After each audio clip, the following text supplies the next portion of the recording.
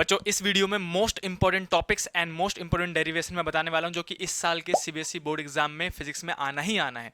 दो चैप्टर लेके आए बच्चों ताकि आप इजीली से कवर कर लो। छोटे छोटे चैप्टर हैं, इनको लिख लेके प्रैक्टिस कर लेना। It is much more enough कि आप 90 प्लस स्कोर कर लो।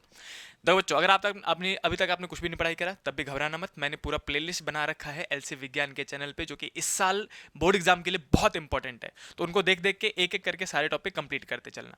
बच्चों अब मैं स्टार्ट करता हूँ। चैप्टर नंबर 11 और 12 की बात करूंगा इसमें, डुअल नेचर ऑफ रेडिएशन और दूसरा नाम है एटम। देखो बच्चों, डुअल नेचर में सिर्फ 3 चीजें कवर करनी है और इनमें भी क्या क्या स्पेसिफिक कवर करना है वही बताऊंगा। आपका टाइम बिल्कुल वेस्ट नहीं होगा, टू द पॉइंट चीजें बताऊंगा मैं। देखो सबसे पहले तो बच्चों है ग्राफ। ग्राफ बहुत इंपॉर्टेंट है इस चैप्टर के। कितने ग्राफ है? मैक्सिमम 3 ग्राफ है, आप इजीली बना लोगे। मैं आइडिया भी दे देता हूं। पहला ग्राफ फ्रीक्वेंसी का और आप निकालोगे स्टॉपिंग पोटेंशियल का, जो कि एक बार आपने ऐसे वाला लहर देखा होगा। एक ये वाला ग्राफ आप एनसीईआरटी खोल के देखो, आपको दिख जाएगा। ये तीनों ग्राफ आपको पता होना चाहिए। एक ऐसे करके आता है लहर उल्टे साइड से ऐसे करके, और तीसरा आप देखोगे उसी चैप्टर में है, ऐसे करके 2 मेटल का ग्राफ दे रखा होगा, मेटल ए और मेटल बी दे रखा होगा ऐसे करके। तो ये तीनों ग्राफ आपको बाकायदा याद होनी चाहिए, लिख लिख के प्रैक्टिस कर लेना इनको। एक्सिस में क्या होता है, वाई एक्सिस में क्या होता है, एक्स एक्सिस में क्या होता है, ये ड्रॉ करने के लिए आते हैं सीधे सीधे। वो सीधे सीधे बोल देंगे कि फ्रीक्वेंसी इंटेंसिटी का ग्राफ बताओ स्टॉपिंग पोटेंशियल के साथ, या फिर फ्रीक्वेंसी का ग्राफ बताओ स्टॉपिंग पोटेंशियल के साथ। समझ रहे हो? तो ऐसा करके सीधे सीधे ग्राफ बनाने को आ जाता है। अगला टॉपिक बताओ मैं बच्चों जो कि इंपॉर्टेंट है इस चैप्टर में ग्राफ के बाद, वो है आइंस्टाइन इक्वेशन। आइंस्टाइन इक्वेशन में से न्यूमेरिकल आएगा सीधे सीधे। इन्होंने क्या कहा था कि given energy is equal to में वर्क फंक्शन प्लस में काइनेटिक एनर्जी होता है। बच्चों इस वाले टॉपिक पे 4 से 5 न्यूमेरिकल कर लेना, बस बहुत है। 4 से 5 न्यूमेरिकल कर लोगे, 2 या 3 नंबर में एक न्यूमेरिकल आएगा इसका, और आप इजीली अटेम्प्ट कर पाओगे। उसके बाद है बच्चों लास्ट टॉपिक जो इस चैप्टर में याद रखना है, और इंपॉर्टेंट टॉपिक में से एक कहूं बच्चों तो वो है de Broglie. De Broglie wavelength पे एमसीक्यू नहीं तो 2 नंबर का क्वेश्चन बनना ही बनना है, हर साल का है।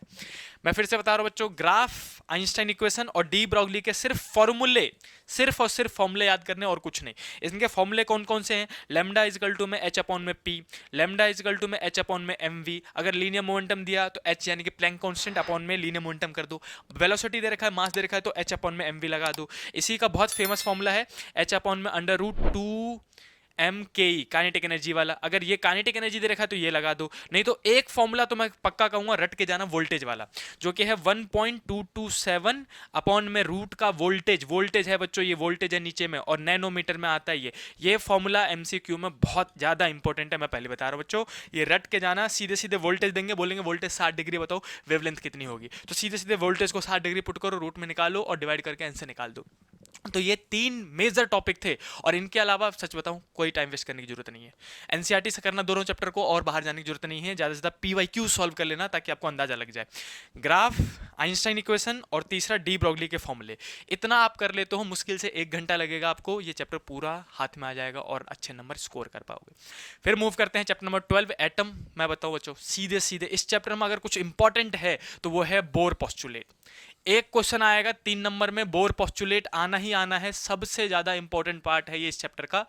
सिर्फ बोर को अच्छे से कंप्लीट कर लो, आप ये मान लो 80% चैप्टर 90% चैप्टर आपका तैयार हो गया इस चैप्टर के लिए, एटम के लिए। बोर में क्या क्या याद करना है? 3 पोस्टुलेट है, मोस्ट इंपॉर्टेंट, रट देना, लिख लिख के प्रैक्टिस कर लेना तीनों पोस्टुलेट को, और एज इट इज एनसीईआरटी से करना।